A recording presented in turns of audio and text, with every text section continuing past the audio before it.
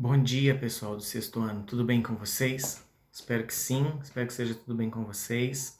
Na nossa aula de hoje, nós vamos trabalhar o capítulo 9, que chama os mapas temáticos, né?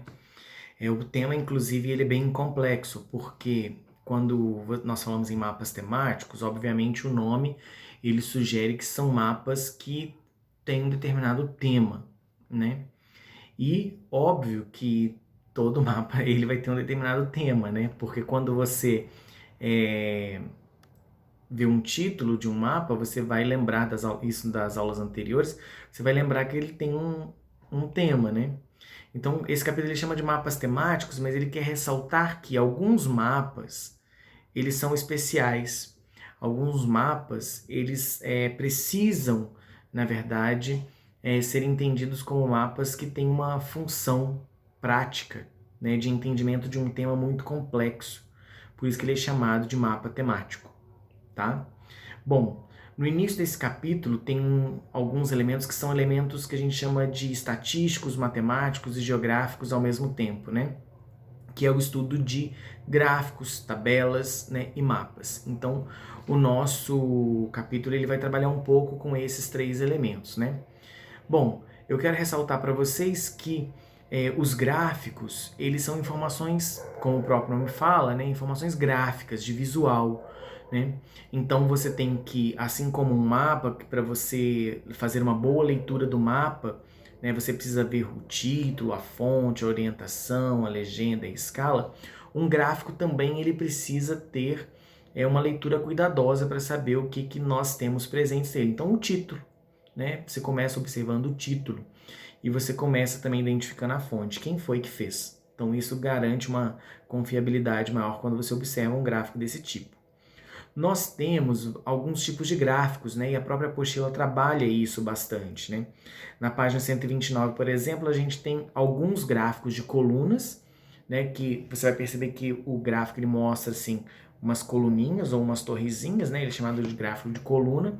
E você observa, quanto mais alto tiver, significa que maior é o elemento que está sendo descrito naquele mapa.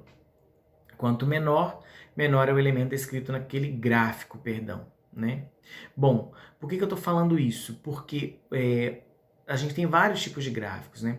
O gráfico de coluna, né? Esse que eu citei para vocês. Nós temos o gráfico de barra, que nem tem na apostila, mas ele é um gráfico deitadinho assim. A gente tem um gráfico que a gente chama de setores, que tem na página, inclusive, 129, que ele é um gráfico que a gente chama comumente de gráfico de pizza, mas ele é chamado de gráfico de setores, né? Ele é divididinho assim, ele traz também uma informação pra gente. Né? E a gente tem vários tipos mesmo de gráficos. Por que eu estou ressaltando isso? Porque o gráfico você precisa ter um cuidado, né?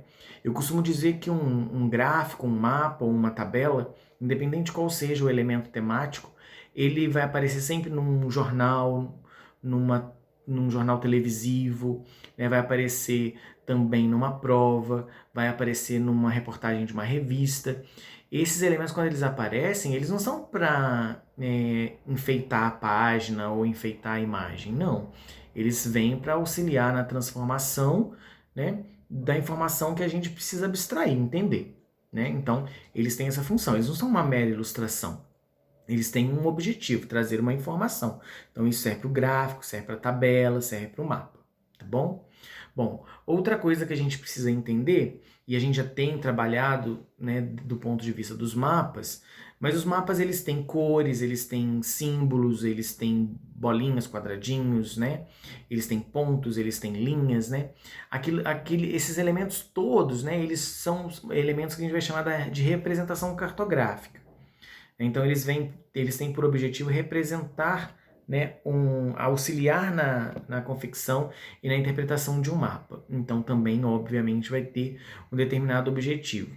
Na página 131, tem um mapa que ele é um mapa de população urbana. Quando você olha esse mapa, ele é um mapa que ele é muito bem descrito, né? Ele aparece lá a data dele, 2014, ele vai trazer a informação da população, mas quando você olha esse mapa, você vai perceber que tem um tema, que é a população urbana, população das cidades, né? E quando você observa a legenda dele, a legenda é por cores. Então, cada país ele vai estar numa graduação, né, ou numa gradação de uma tonalidade de cor, que quanto mais escuro for, né, maior é a população urbana naquele país. Quanto mais claro for, menor é a concentração urbana, né, de cidades naquele país. Então, a cor também é um elemento de representação cartográfica que, inclusive, está descrito nesse mapa da página 131. Só para vocês entenderem também, nesse capítulo 9, tem um elemento muito interessante, que é um mapa da página, deixa eu ver, 136, né? Nessa página 136 tem um mapa que ele traz uma informação chamada PIB, Produto Interno Bruto de 2018, né, dos países do mundo. Mas só que ele é um mapa que a gente vai chamar de deformado, né? Por que que a gente vai chamar esse mapa de deformado? Porque ele não é propriamente um mapa, ele é o que nós vamos chamar de anamorfose. Então, um mapa, né, é uma coisa, uma anamorfose, outra. Aí você vai falar assim, mas ele meio que distorce as áreas dos continentes, dos países, né? Quanto maior for o PIB, mais a área daquele país fica mais inchada, fica maior, né? E é isso mesmo, ele tem uma certa distorção, ele não é um mapa como um outro mapa qualquer. Só para vocês entenderem, não tem esse mapa na apostila, mas se fosse um mapa de população, a gente veria, por exemplo, que a China, né, a maior população mundial, teria um tamanho grandão, a Índia, a segunda maior população, um tamanho grandão, né? E aqueles países que têm menos população seriam um tamanhozinho bem pequenininho mesmo, né? Então isso a gente chama de anamorfose, que é um mapa que apresenta uma certa distorção, mas ele apresenta uma proporcionalidade diante de um tema. Então ele também leva essa característica de ser um elemento temático, tá bom? Eu vou deixar aqui para vocês uma curiosidade. Eu quero que vocês voltem na apostila e que vocês observem o que é uma curva de nível, né? Nas próximas aulas a gente vai trabalhar esse elemento também, mas eu já quero que você volte nesse capítulo mesmo, né? E por curiosidade você descubra o que é uma curva de nível, como que ela pode ser representada, o que ela é. Então eu quero que vocês vejam isso lá, beleza? Estou aguardando o estudo de vocês, um abraço, até mais.